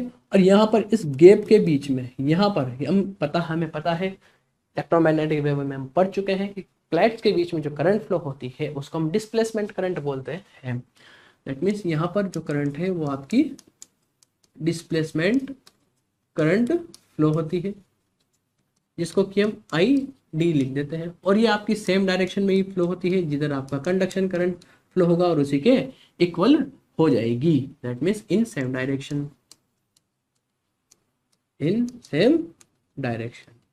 दैट मीन्स हम लिख सकते हैं कौन सा ऑप्शन यहाँ पर सही हो जाएगा आपका, displacement current of magnitude equal to I flows in the same direction as I, ठीक है ना। और ये जो कंडक्शन करंट है इसने इसकी वैल्यू को आई दिया हुआ है, आई मेंशन कर दिया, ठीक है बच्चों, तो ये आई के बराबर हो गया। इसका मतलब ऑप्शन नंबर जो सेकंड है वो बिल्कुल करेक्ट हो गया। ओके, देखिए next question, property which is not electromagnetic wave, EMW की कौन सी ऐसी प्रॉपर्टी नहीं है। देयर ट्रांसफर्स इन नेचर, बिल्कुल ये नेचर में ट्रांसफर्स नेचर की होती है, ये तो सही है। Energy density in electric field is equal to energy density in magnetic field, बिल्कुल दोनों में अपना हम जानते हैं कि एनर्जी डेंसिटी की वैल्यू इक्वल होती है, ये आपका सही स्टेटमेंट है। They travel with the speed equal to, बिल्कुल लाइट की स्पीड के इक्वल होती है, और सी को हम एज लिख सकते हैं, ये भी सही है। They originate from charges moving with uniform speed, ये आपका गलत हो गया। ईएमडब्ल्यू जो है वो आपका तभी जनरेट होती है जब आपका एक्सेलरेटेड मोशन हो, जब चार्ज का मोशन कैसा हो, एक्सेलरेटेड हो, ठीक है ना। यहाँ पर ये आपका ऑप्शन गलत हो जाएगा। दैट मीन्स ऑप्शन नंबर जो 4 है वो आपका आंसर हो जाएगा इसका। ओके, इस क्वेश्चन में देखें, अ metallic bar of young modulus, आपको मॉडुलस की वैल्यू दे रखी है, coefficient of linear thermal expansion आपको दिया हुआ है, उसकी लेंथ 1 मीटर है, एरिया ऑफ क्रॉस सेक्शन आपको दिया हुआ है, हीट कर रहे हैं 0 से 100 डिग्री सेल्सियस पर विदाउट एक्सपेंशन और बैंडिंग, तो compressive force developed in it. एक अच्छा क्वेश्चन है, ठीक है। हम इसको विदाउट एक्सपेंशन और बैंड किए हुए अपन को हीट कर रहे हैं, ठीक है ना, तो कंप्रेसिव फोर्स आपको जो जनरेट होता है, थर्मल स्ट्रेस वो जो जनरेट होती है वो हमें पता होती है, ठीक है। जैसे मान लो ये आपको, हमने इसको फिक्स कर रखा है, इस रोड को आपने इस तरह फिक्स कर दिया यहाँ, ठीक है। तो इसमें जो स्ट्रेस जनरेट होगी उसी को हमने क्या नाम दिया है बच्चों, उसको हमने नाम दिया है कंप्रेसिव फोर्स। स्ट्रेस की वजह से जो कंप्रेसिव, स्ट्रेस की वजह से कंप्रेसिव फोर्स जनरेट हो रहा है। तो सिंपल यहाँ पर यंग मॉडुलस का फॉर्मूला जो होता है अपने पास, उससे हम रिलेट कर सकते हैं। यंग्स मॉडुलस होता है अपने पास स्ट्रेस, ठीक है ना, स्ट्रेस अपॉन स्ट्रेन, ठीक है। चलो स्ट्रेस अपने पास फोर्स अपॉन एरिया होता है, इसमें कोई बड़ी बात नहीं है, ठीक है ना। आपको एरिया दे रखा है, फोर्स अपन को निकालना है। चलो स्ट्रेन, स्ट्रेन अपन निकालते हैं सबसे पहले। अगर यहाँ पर स्ट्रेन निकाले तो वो होता है change in length upon original length, ठीक है। और हम यहाँ पर हीट कर रहे हैं तो हीट की वजह से जो चेंज आता है वो थर्मल एक्सपेंशन में हम पढ़ चुके हैं, वो होता है अपने पास डेल्टा एल को हम लिख सकते हैं L alpha delta T.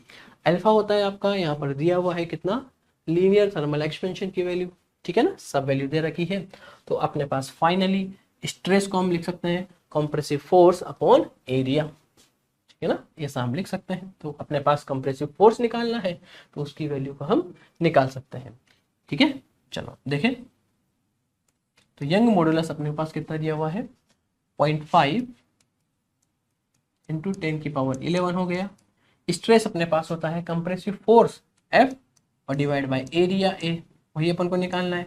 Strain अपने पास हो गया, ये रहा वैल्यू पूरा का पूरा, डिवाइड बाय L होगा तो L से L कैंसिल हो गया तो अल्फा डेल्टा T आ गया। That means alpha delta T अपने पास आ गया। हमको फोर्स निकालना था, फोर्स मिल जाएगा, ठीक है ना। कंप्रेसिव फोर्स अपने पास हो गया 0.5 10⁻11। ओके, एरिया कितना दे रखा है बेटा, एरिया आपका क्रॉस सेक्शन एरिया 10⁻³ अल्फा देखेंगे, अल्फा आपको दिया हुआ है coefficient of thermal expansion 10⁻⁵। Change in temperature कितना है 0 से 100, दैट मीन्स 100 आपका वैल्यू होगी। इसको हम सोल्व कर लेते हैं, फाइनल आपको आंसर मिल जाने वाला है।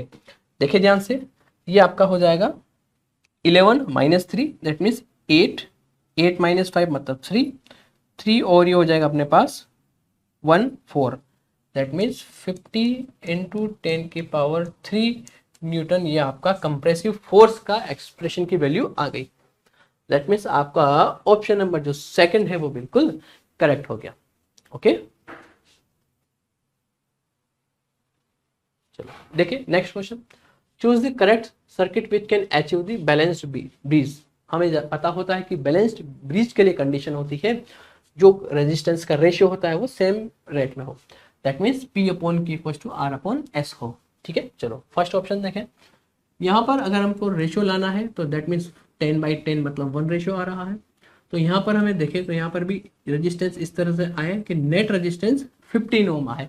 अगर इसको बैलेंस्ड करना है तो देखेंगे ध्यान से, पहले ही देखो डायोड कौन से बायस में है, ये बैटरी का पॉजिटिव टर्मिनल से कनेक्ट है तो करंट इधर जाके इधर जाएगी, तो प्लस है तो यहाँ पर डायोड तो आपका फॉरवर्ड बायस में हो गया, बिल्कुल सही, पहला कंडीशन तो करेक्ट हो गया, ठीक है। अब क्या ऐसा पॉसिबल है, बिल्कुल, डायोड आपका अगर फॉरवर्ड बायस में है तो करंट तो फ्लो कराएगा, तो हो सकता है कि इसका रेजिस्टेंस अगर 5 ओम है, अगर इस डायोड का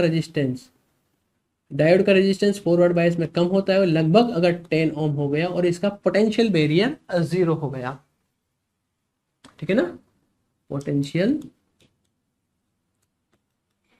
बैरियर वो कितना हो गया 0, ठीक है ना। तब इन दोनों का हम कह सकते हैं कि 5 और 10 दोनों अगर सीरीज में हो जाएंगे तो इन दोनों का जो इक्विवेलेंट है वो 15 ओम आ सकता है। अगर ये 15 ओम आ गया तब ये बैलेंस्ड व्हीटस्टोन ब्रिज हो जाएगा। इसका मतलब ये ऑप्शन आपका सही हो जाएगा, ठीक है। अदर ऑप्शन की भी हम बात करते हैं। देखिए इसमें अगर हम ध्यान से देखें, यहाँ पर डायोड अगर हम देखें ये जाएगी करंट, तो ये आपका डायोड आपका P सीधा P एंड और N आपका पॉजिटिव से कनेक्ट है, तो इस केस में आपका डायोड रिवर्स बायस हो जाएगा।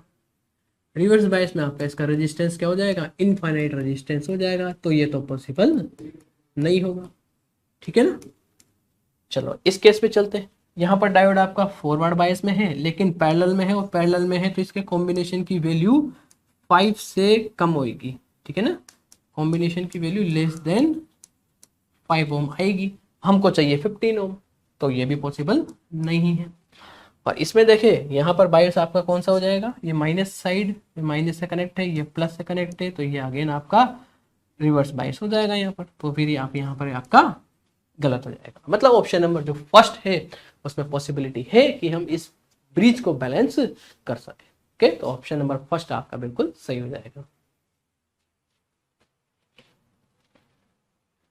चलिए next question. A sheet is placed on a horizontal surface in front of a strong magnetic pole. A force is needed to. Options possibility दे रखी है, काफी अच्छा क्वेश्चन है, ठीक है, क्या क्या अपने पास पॉसिबिलिटी है कि हम इनमें से चारों में से किस में को फोर्स की जरूरत पड़ेगी उस शीट को होल्ड करने के लिए। फर्स्ट देखेंगे, अगर शीट आपकी मैग्नेटिक है तो हमको फोर्स लगाना पड़ेगा। दैट मीन्स हम एक शीट बनाते हैं यहाँ पर, ये आपकी कोई शीट है और इसके पास एक मैग्नेट रखी हुई है, ठीक है ना, ये मैग्नेट है। तो अगर हम ध्यान देंगे कि ये कंडक्टिंग है, जैसा कि इसने बोला है मैग्नेटिक है, मैग्नेटिक का मतलब कोई भी तरह की हो सकती है, डाई मैग्नेटिक, पैरामैग्नेटिक या फेरोमैग्नेटिक, मैग्नेटिज्म है। अगर मैग्नेटिज्म है तो ये हम कह सकते हैं कि मैग्नेटिक फोर्स लगेगा। तो मैग्नेटिक फोर्स लगेगा, हम उसको लिख सकते हैं एफ बी। तो इसको बैलेंस करने के लिए हमें यहाँ पर बाहर से फोर्स तो लगाना पड़ेगा, एफ एक्सटर्नल जो है वो हमें अप्लाई करना पड़ेगा, ठीक है ना, इसको बैलेंस करने के लिए। इसका मतलब पहले केस में तो अपने को फोर्स लगाना पड़ेगा, ठीक है, पहला सही होगी। बी में पढ़ेंगे, if hold the sheet there if it is non magnetic. अगर ये शीट आपकी, ये तो ए पार्ट का एक्सप्लेनेशन हो गया। बी पार्ट में अगर आपकी शीट ही नॉन मैग्नेटिक है तो नॉन मैग्नेटिक हो गया, तब आपका फिर कोई भी मैग्नेटिक फोर्स यहाँ पर नहीं लगने वाला, ठीक है, यहाँ पर कोई भी मैग्नेटिक फोर्स नहीं लगेगा। तो कोई भी नो मैग्नेटिक है तो नो मैग्नेटिक फोर्स। तो फिर हमको इसको होल्ड करने के लिए बाहर से कोई फोर्स भी नहीं लगाना पड़ेगा, भाई फोर्स ही नहीं लगा तो पहले भी बैलेंस है, अभी भी बैलेंस रहेगी, तो एफ एक्सटर्नल 0 हो जाएगा, मतलब इस केस में कोई भी फोर्स नहीं लगाना पड़ा, ठीक है। सी में देखिए, move the sheet away from the pole with uniform velocity, velocity uniform है इफ इट इज कंडक्टिंग। देखिए सी पार्ट में अगर शीट कंडक्टिंग है और अगर हम इसको मूव कराते हैं, ठीक है ना, यूनिफॉर्म वेलोसिटी से अगर हम इसको मूव कराते हैं तो हमें पता है कि यहाँ पर EMI इलेक्ट्रोमैग्नेटिक इंडक्शन होगा, इंडक्शन की वजह से इस लूप में करंट फ्लो हो जाएगी, ठीक है ना। अगर हम इसको मूव कराएंगे तो क्या कौन सा इफेक्ट हो जाएगा, यहाँ पर इंडक्शन इंड्यूस हो जाएगी, करंट क्या हो जाएगी, इंड्यूस, इलेक्ट्रोमैग्नेटिक इंडक्शन की वजह से, इलेक्ट्रोमैग्नेटिक इंडक्शन की वजह से, ठीक है ना, कंडक्टिंग है इस वजह से दिया हुआ ना इसने कि आपका कैसा है, इफ इट इज कंडक्टिंग, ठीक है ना, कंडक्टिंग है तो इसमें आपका कुछ ना कुछ क्या हो जाएगी, करंट इंड्यूस हो जाएगी, ठीक है ना, करंट विल बी इंड्यूस, यहाँ पर करंट जो है वो इंड्यूस हो जाएगी, करंट इंड्यूस हो जाएगी तो इलेक्ट्रोमैग्नेटिक फोर्स लगेगा, ठीक है ना। अगर इलेक्ट्रोमैग्नेटिक फोर्स लगेगा तो इसको होल्ड करने के लिए अपन को एक्सटर्नल फोर्स लगाना पड़ेगा, ठीक है ना। तो हम लिख सकते हैं कि इलेक्ट्रोमैग्नेटिक यहाँ पर फोर्स लगेगा तो हमको एफ एक्सटर्नल लगाना पड़ेगा, मतलब इस सी वाले केस में अपन को फोर्स लगाना पड़ेगा, ठीक है। फोर्थ में देखें, move the sheet away from the pole with uniform velocity if it is both non conducting non polar. Again अगर ये नॉन कंडक्टिंग होगी तो कोई भी फ्री इलेक्ट्रॉन्स नहीं है, अगर वहां पर नहीं है तो कोई भी वहां पर इंडक्शन इफेक्ट नहीं होगा, ठीक है ना। अगर ये शीट नॉन कंडक्टिंग होगी, नॉन पोलर है, ठीक है, तो वहां पर कोई भी इलेक्ट्रोमैग्नेटिक फोर्स नहीं लगेगा, तो हमको उसको होल्ड करने के लिए कोई फोर्स भी नहीं लगाना पड़ेगा। इसका मतलब हम देखें ओनली फर्स्ट और थर्ड, मतलब ए और सी पार्ट में अपन को फोर्स लगाना पड़ेगा, दैट मीन्स ए और सी आपका ऑप्शन करेक्ट हो जाएगा, that means option number 2 will be correct answer, okay. चलिए देखें next question, if the plates of a parallel plate capacitor connected to a battery are moved close to each other, ठीक है, जो आपकी parallel plate capacitor था ना, इसकी plates को अगर हम बैटरी से कनेक्ट करते हैं और अगर हम इनका सेपरेशन को क्या करते हैं, कम करते हैं, सेपरेशन की वैल्यू को कम करते हैं, तो हमें पता होता है इसका कैपेसिटेंस जो होता है ये होता है डी। अगर आपका कम हो रहा है दैट मीन्स आपका कैपेसिटेंस इंक्रीज हो जाएगा, पहला पॉइंट तो ये कैपेसिटेंस की वैल्यू इंक्रीज हो जाएगी, ठीक है।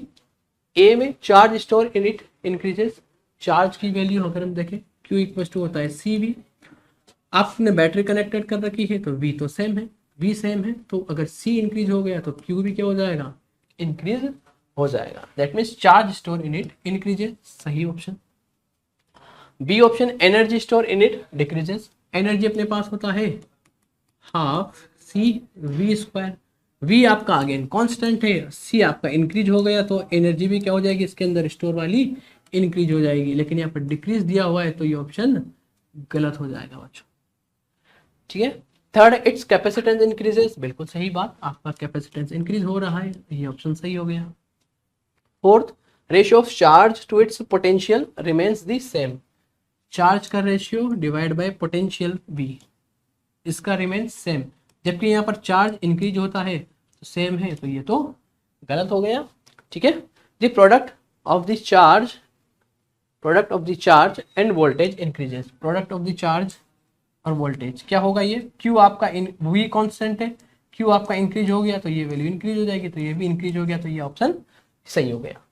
दैट मीन्स A, C और E आपका सही हो गया। A, C, E ओनली, मतलब ऑप्शन नंबर जो 2 है second option will be correct होगा। ओके, चलिए नेक्स्ट क्वेश्चन। दो हीटर अपन को दे रखे हैं, दोनों के पावर रेटिंग अपन को दे रखी है। ठीक है, पावर रेटिंग के लिए अपने पास फॉर्मूला होता है। ठीक है, पावर होता है अपने पास V²/R, पावर रेटिंग का। ठीक है, okay, these two first connected in series and then in parallel with a fixed power source. Okay, ratio of power output for these two cases, दोनों केस के लिए अपन को पावर आउटपुट का ratio निकालना है। पहले क्या हम रेजिस्टेंस का रेशियो निकाल सकते हैं दो हीटर के लिए, इसे आपका हीटर A है और ये हीटर B है। ठीक है, हमें यहाँ से देखें कि जो रेजिस्टेंस है वो आपके पावर का कैसा है, इनवर्स है, वोल्टेज सेम है तो। ठीक है, अगर इसकी पावर, पहले की पावर रेटिंग 1 किलो वाट, दूसरे की 2, तो रेजिस्टेंस का रेशियो उल्टा मतलब अगर इसकी 1 है तो इसका 2, इसकी 1 रेशियो, अगर इसका रेजिस्टेंस हम R मान लेते हैं तो इसका 2R हो जाएगा। ठीक है बच्चों, चलो पहले किस में कनेक्ट करा है, सीरीज में। अगर हम इसको सीरीज में कनेक्ट करते हैं तो इक्विवेलेंट हो गया अपने पास R plus 2R, that means 3R हो गया। ठीक है, इसके अक्रॉस पावर आउटपुट देखें ध्यान से, तो पावर जो आउटपुट हो जाएगा, ठीक है ना, सीरीज कनेक्शन में हो जाएगा V²/R equivalent, that means V²/3R। First equation हो गई। नेक्स्ट अपने को इसको कनेक्ट करा है किसमें, पैरेलल में। अगर हम इसको जब पैरेलल में कनेक्ट करेंगे, जब हमने पैरेलल में कनेक्ट करा तो इक्विवेलेंट रेजिस्टेंस अपने पास कितना हो जाएगा, ये हो जाएगा अपने पास 2R इंटू R और 2R plus R, that means ये हो गया अपने पास 2R/3, ये तो R इक्विवेलेंट हो गया। ठीक है, और पावर आउटपुट हम निकाल लेते हैं इसके अक्रॉस, तो पावर आउटपुट पैरेलल कॉम्बिनेशन में वो हो जाएगा अपने पास V²/R equivalent, that means V²/R equivalent की वैल्यू ये रही 2R/3, ऊपर चला जाएगा। ठीक, क्या निकालना था हमको, the ratio of the power output for these two cases, पहला सीरीज डिवाइड बाय पैरेलल, इन दोनों का रेशियो अपन को निकालना है, निकाल लेते हैं। That means power output series divided by power output parallel. ठीक है बच्चों, इन दोनों का अपन को रेशियो निकालना है। फर्स्ट डिवाइड बाय सेकंड कर देते हैं, तो ये हो गया अपने पास V²/3R, ये हो जाएगा अपने पास 3V²/2R, तो ये हो गया अपने पास 2/9, 2/9, दैट मीन्स ऑप्शन नंबर जो सेकंड है वो बिल्कुल करेक्ट हो गया। ओके, चलो देखें next question. A small telescope has an objective of focal length 140 centimetre, eyepiece focal length 5 centimetre, magnifying power of telescope for viewing a distant object. Distant object का मतलब रिलैक्स आई है, और relax I अगर होता है उस case में जो अपनी मैग्नीफाइंग पावर का जो फॉर्मूला होता है वो बच्चों होता है अपने पास focal length of objective length divided by focal length of eyepiece. बिल्कुल सही बात, ये अपने पास फॉर्मूला होता है। ठीक है, तो फोकल लेंथ ऑफ ऑब्जेक्टिव कितनी है, 140 centimetre, divide by eyepiece के लिए 5 सेंटीमीटर। इसको हम सोल्व करते हैं तो ये आ गया अपने पास 28, दैट मीन्स मैग्नीफाइंग पावर अपने पास आ गया 28, means option number second will be correct option. Okay, चलिए देखिए इस क्वेश्चन में क्या दिया हुआ है। फोर्स आपको दिया हुआ है किसी पार्टिकल पर लग रहा है, factor which is dimensionless, alpha और बीटा आपका कांस्टेंट है। तो यूनिट एंड डायमेंशंस के कॉन्सेप्ट में हम जानते हैं, हम उन्हीं क्वांटिटीज को ऐड कर सकते हैं जो कि दोनों आपस में सेम डायमेंशंस की होती है। दैट मीन्स इन दोनों की डायमेंशंस कैसी है, सेम है। इसका मतलब हम लिख सकते हैं alpha T square will be equal to beta T. इन दोनों की डायमेंशन कैसी है, सेम, सेम डायमेंशन के ये अपने पास है। ठीक है, हम यहाँ पर टाइम से टाइम को कैंसिल कर सकते हैं, तो अपने पास क्या मिलेगा, देखो बच्चों, तो अल्फा टी ये हो गया अपने पास इक्वल टू बीटा। तो हमें अगर डायमेंशन लेस निकालना है, दैट मीन्स हम लिख सकते हैं कि अल्फा टी अपॉन बीटा, ये क्वांटिटी आपकी कैसी हो जाएगी, डायमेंशन लेस हो जाएगी। ठीक है, अल्फा टी अपॉन बीटा, तो ऑप्शन में देखेंगे ये रहा alpha T upon beta, definite option number second आपका बिल्कुल करेक्ट हो जाएगा। ओके।